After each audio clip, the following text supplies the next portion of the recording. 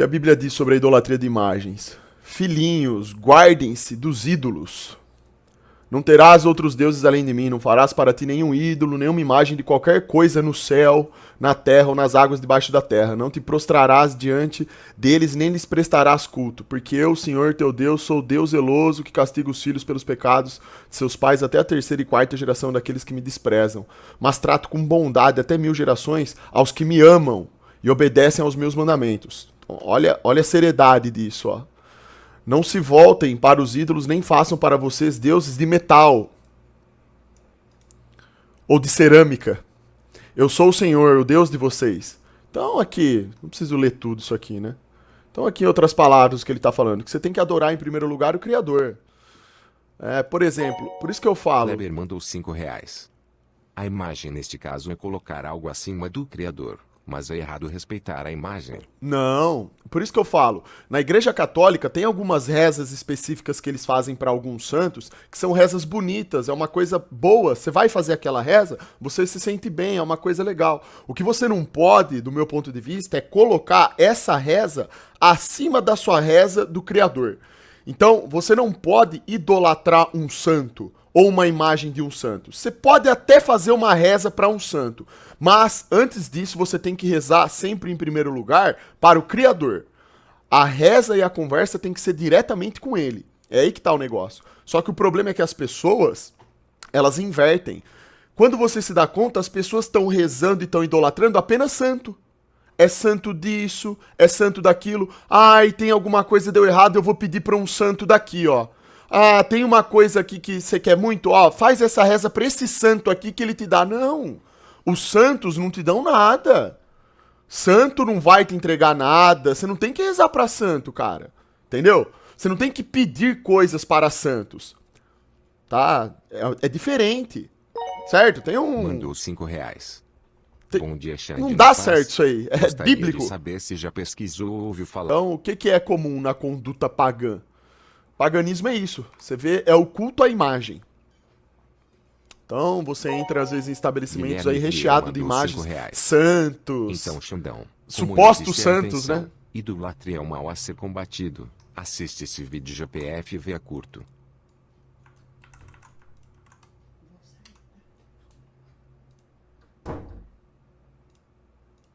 Ah, eu já vi esse vídeo aqui já. É, cara, mas é complicado, viu? Isso aqui é complicado. Um ídolo. Todos os dois são imagens, mas são duas coisas completas. Eu já assisti esse vídeo aqui do padre Paulo Ricardo. Esse vídeo aqui em específico eu não gostei da explicação dele, tá? Porque ele falou aqui, só que não tem diferença. Diferentes. Ou seja, um ídolo é uma criatura que eu pego e coloco no lugar de Deus. Então isso é um ídolo. É uma imagem onde que eu tirei o Deus verdadeiro de lado e coloquei um Deus falso no seu lugar. Isso aqui que ele tá falando tá certo, ó, mas vocês vão entender por que eu não concordo. Lugar. Isso evidentemente é proibido pelo primeiro mandamento. Somente Deus é Deus. Somente Deus é Deus, e é por isso que no primeiro mandamento se proíbe fazer imagens. Ou seja, imagens que sejam ídolo. Veja que essa palavra... Por idolatrar alguém está a substituir Deus? Claro. Exatamente. Você sabe o que significa a palavra idolatrar? Sabe qual que é o significado dessa palavra? Dá uma pesquisada aí pra você entender. Pra você saber o significado das palavras pra gente ter percepção real do que é o significado. Qual que é o impacto delas? Idolon, em grego, quer dizer exatamente isso. Imagem. Só que existe uma outra palavra grega para dizer também imagem, que é o ícone. Eikon. Ele fala sobre essa distinção de ícone para ídolo. Galera, ícone e ídolo é a mesma coisa, tá? Ó. O ídolo, se a gente for buscar uma definição rápida aqui no Google, a gente vê assim, ó, no sentido figurado, ó, pessoa ou coisa intensamente admirada, que é objeto de veneração, certo? Isso é um ídolo, a gente sabe. Ou pode ser uma imagem que representa uma divindade e que se adora como se fosse a própria divindade. Esse é o significado direto de ídolo. Quando a gente fala de ícone, ó, no sentido figurado, pessoa ou coisa emblemática. A pessoa torna-se uma espécie de emblema. Isso aqui, essa questão de se tornar emblemática, por exemplo, ó, Vou citar um exemplo claríssimo aqui que vocês vão entender. O Pelé, ele é um ícone, certo? No entanto, as pessoas não são adoradoras do Pelé? Ele não é visto aí, às vezes, até quase como que uma entidade do futebol, por exemplo? O Neymar, ele é um ícone do futebol. Mas veja como as pessoas o idolatram. Então, olha como é perigoso isso. As pessoas idolatram essa gente. Como idolatram também outros ícones, que são cantores, atores, atrizes. Pode ser qualquer coisa que a pessoa gosta. Os caras chamam ele de rei. O único rei que eu conheço é Jesus Cristo. Sendo que Pelé é um ícone. É chamado de rei. Então essas coisas, na verdade, é por isso que é complicado, entendeu? Esse negócio. Eu não concordo com essa vertente da Igreja Católica, é uma coisa que eu discordo, por isso que eu não pertenço a religião nenhuma, porque todas elas, do meu ponto de vista, elas acabam pecando em alguma coisa específica e se desviam da palavra da Bíblia. Porque a Bíblia, quanto à imagem e qualquer tipo de coisa, ela é clara. Como eu li pra vocês aqui. Não tem esse negócio de criar ícone e ídolo. Não tem nada disso. Ícone, ídolo, é Jesus Cristo. Mais nada. Anônimo mandou R$ 5. Então, Xandão me deu um norte, como um campeão. Aí você vai falar assim, ó. Despejado, mas eu poderia morar sozinho, mas tenho minha mãe, do que eu ganho não dá conta. Aí você vai falar assim, Xandão, mas você tá dizendo então que os católicos, como um todo, eles não prestam bem à humanidade? Jamais. Toda religião tem uma parcela altíssima de boa contribuição para a sociedade. Todas as religiões têm que existir. Todas elas têm um lado bom. Mas também, quando a gente lê a Bíblia, a gente percebe que também as religiões foram infectadas com coisas que não estão na Bíblia, ou que foram distorcidas. E é aí que a gente tem que tomar cuidado para não cair no erro. Porque daí eu posso seguir uma vertente católica, posso ser um homem que adora o Criador, faço tudo da melhor maneira possível, mas aí eu acabo fazendo o quê? Prestando culto ou rezando apenas para imagens de santos. Eu posso acabar caindo nesse erro, pensando que agradando ao santo, eu tô agradando ao Criador. Não. Entendeu? Então, por isso que eu falo, a pessoa, ela quer seguir uma religião? Bacana, mas leia a Bíblia. Não siga apenas a religião de maneira cega, leia a Bíblia. Aproveite aquilo de bom que a religião tem para te oferecer. Religião é algo, é muito gostoso. Quem que não gosta de ir numa igreja? É bacana, é gostoso ir na igreja. Não importa qual religião você vá, é bom, faz bem para a alma. Só que a gente tem que tomar cuidado, porque o inimigo, ele atua em todas as camadas da sociedade. O inimigo, ele tá atuando na política, o inimigo, ele tá atuando na ciência e o inimigo tá atuando na religião. São esses três, os três pilares básicos que estruturam a sociedade.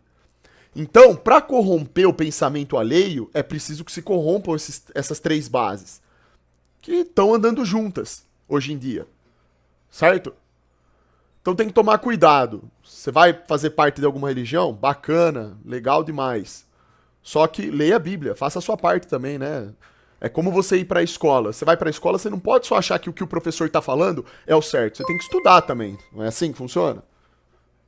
Superchat de R. Cifrão 5.5. Super o mandamento de não ter as outros deuses. Significa não adorar, idolatrar outras coisas ou pessoas senão o Criador. Sim. Deus de Abraão, Isaque e Jacó. Sim, exatamente.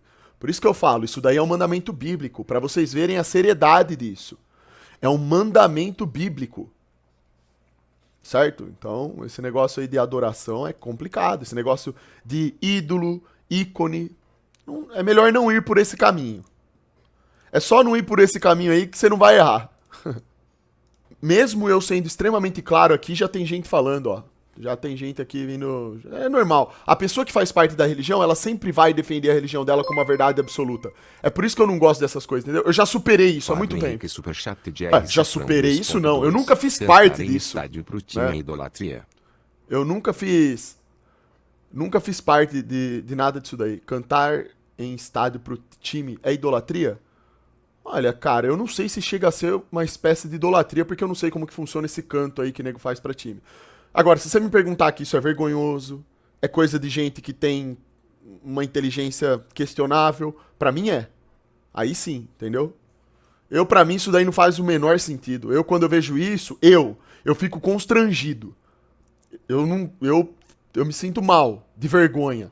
Aquilo não desce legal pra mim, entendeu? Eu acho feio, eu acho zoado. Eu acho que não tem nada a ver.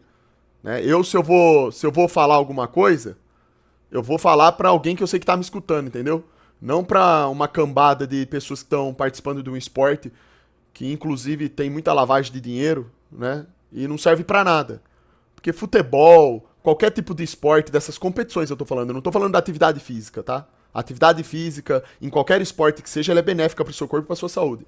Mas tô falando da indústria que toma conta dos esportes. Eles só estão preocupados mesmo em deixar o povo idolatrando bastante, sendo bem gado mesmo, enquanto a máquina de dinheiro deles vai girando. Lucas Silva, Superchat de RC. Então eu não acho nada inteligente isso daí. Bom dia, Super. Tamo junto. Respeito algumas religiões, menos o candomblé, macumba. Ah, não, branca, isso aí não. Preta, isso aí não. azul, vermelha. Não consigo respeitar. Isso aí, não, é assim, ó, isso aí é um problema. Você tem que respeitar todo mundo, irmão. Se eu tiver diante de uma pessoa satanista na minha frente, eu irei respeitá-la. Eu não posso combater aquilo que é mal sendo mal. Senão eu fui infectado. Eu tenho que permanecer disciplinado na minha postura. Se eu tô de frente com um satanista e ele é satanista, ele gosta do diabo, o cara ele é bem resolvido nesse sentido, e ele quer conversar comigo, ele tem que estar disposto a escutar o que eu tenho pra falar. Assim como se eu quiser conversar com ele, eu tenho que estar disposto a escutar o que ele tem pra falar. Eu posso discordar das ideias dele com respeito, sem problema nenhum. Agora, eu não preciso ser amigo dele, eu não preciso concordar com ele, com certeza eu não vou concordar. Eu não preciso maltratar, falar mal dele, nem nada. Quem vai lidar com os colaterais da própria vida é ele.